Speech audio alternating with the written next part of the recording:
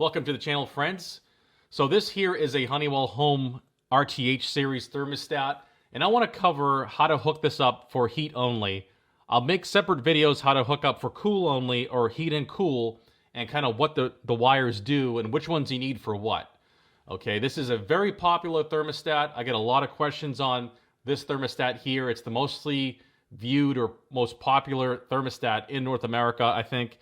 It's been made by Honeywell Home forever, and a lot of people have these in their homes and apartments and condos. I have other videos covering every aspect of this thermostat, how to program, how to set it up, what all the menu options are, how to do a 7-day schedule, manual override, factory reset, you name it. I cover those in my other videos in my thermostat playlist, so check those out. You might be interested. But I want to talk about specifically heat only, a 2-wire system, okay?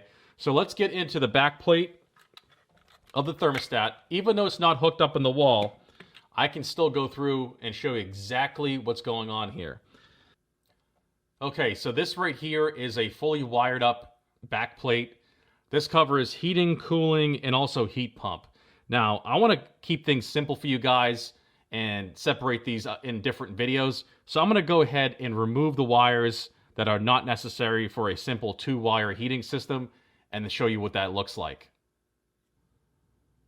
Okay, so here we have your standard 2-wire heat-only setup configuration for wiring, and you basically only have that red wire going to the R terminal and then the white wire going to the W terminal. This covers your standard 2-wire kind of boiler or furnace that has baseboard heating, radiant heat, things like that.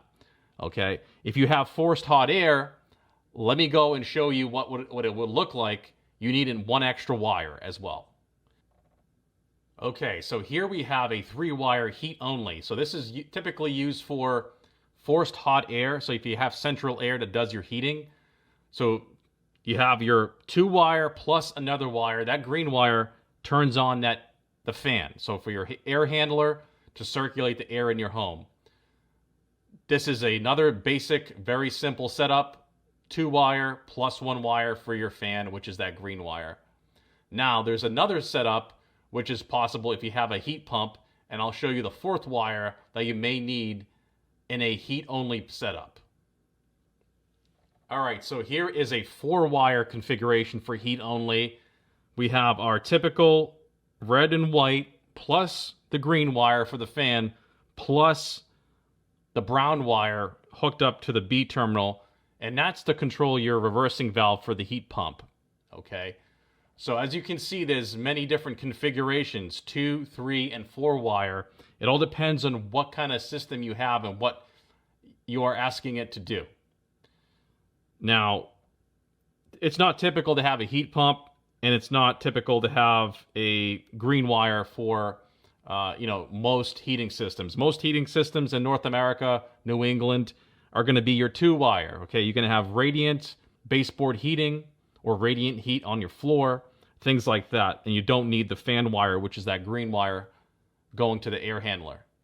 But it's still very common. That's why I want to cover that 3rd and 4th wire for heat only.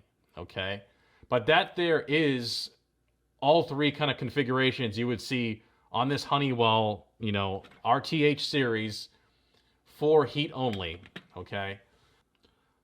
I'm also going to do a cool only video, so I'll show you the wiring for cool only and what that would look like. Break it down simple for you guys. People like to see everything kind of like broken down into pieces that they can digest, so that's why I'm making these videos. But yeah, I'm going to do a cool only, and then I'll do a cool and heat together and kind of go through all the wires. But this covers the RTH series. Like I said, there's a newer model. I will cover this in a separate video. If you're interested, I cover this in programming, manual override, factory reset, this whole new series in separate videos. Check out my thermostat playlist if that's something you want to see. But like I said, this is going to be it for the cool only aspect of this RTH thermostat. I hope you guys enjoyed the video. If you have any questions or comments on how to do any of these configurations, please place them right down below. I want to thank you guys for watching, and I'll see you on the next video.